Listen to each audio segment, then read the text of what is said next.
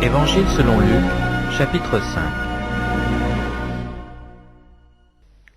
Comme Jésus se trouvait auprès du lac de Génézareth, et que la foule se pressait autour de lui pour entendre la parole de Dieu, il vit au bord du lac 2 barques, d'où les pêcheurs étaient descendus pour laver leurs filets. Il monta dans l'une de ces barques, qui était à Simon, et il le pria de s'éloigner un peu de terre. Puis il s'assit, et de la barque il enseignait la foule. Lorsqu'il eut cessé de parler, il dit à Simon, « Avance en pleine eau, et jetez vos filets pour pêcher. » Simon lui répondit, « Maître, nous avons travaillé toute la nuit sans rien pendre, mais sur ta parole je jetterai le filet. » L'ayant jeté, ils prirent une grande quantité de poissons, et leur filet se rompait. Ils firent signe à leurs compagnons qui étaient dans l'autre barque de venir les aider. Ils vinrent, et ils remplirent les 2 barques, au point qu'elles s'enfonçaient. Quand il vit cela, Simon-Pierre tomba aux genoux de Jésus, et dit, « Seigneur, retire-toi de moi, car je suis un homme pécheur. » Car l'épouvante l'avait saisi, lui et tous ceux qui étaient avec lui, à cause de la pêche qu'ils avaient faite. Il en était de même de Jacques et de Jean, fils de Zébédée, les associés de Simon. Alors Jésus dit à Simon, « Ne crains point, désormais tu seras pêcheur d'hommes. » Et ayant ramené les barques à terre, ils laissèrent tout et le suivirent. Jésus était dans une des villes, et voici un homme couvert de lèpre, l'ayant vu, tomba sur sa face et lui fit cette prière. « Seigneur, si tu le veux, tu peux me rendre pur. » Jésus étendit la main, le toucha et dit, « Je le veux, sois pur. » Aussitôt la lèpre le quitta. Puis il ordonna de n'en parler à personne.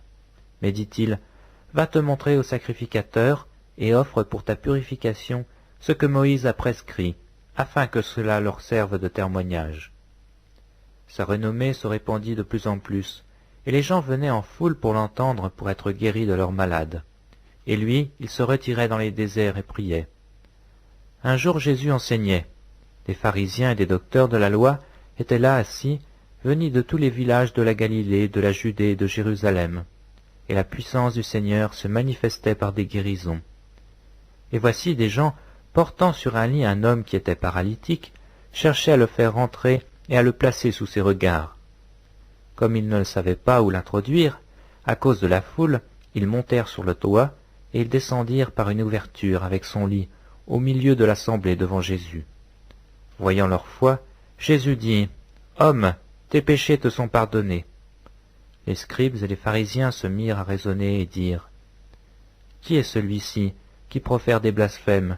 Qui peut pardonner les péchés, si ce n'est Dieu seul ?» Jésus, connaissant leurs pensées, prit la parole et leur dit, « Quelle pensée avez-vous dans vos cœurs?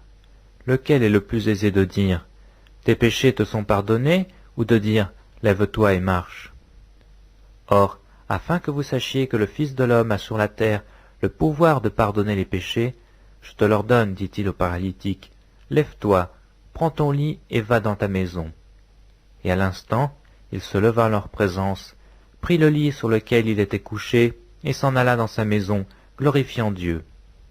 Tous étaient dans l'étonnement, et glorifiaient Dieu.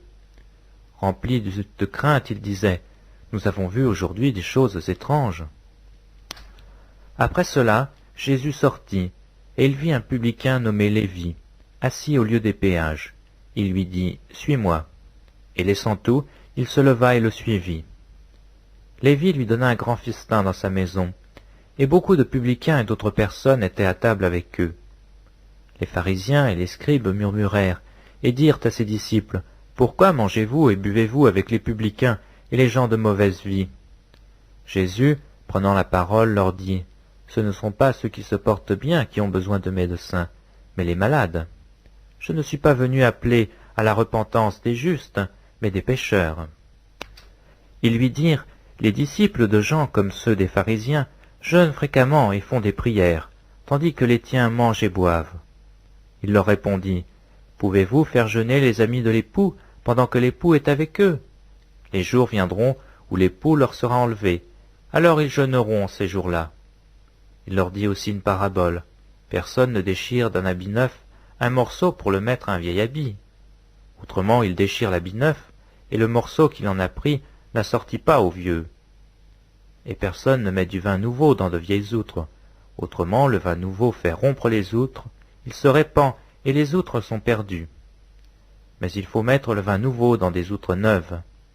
Et personne, après avoir bu du vin vieux, ne veut du nouveau, car il dit « le vieux est bon ».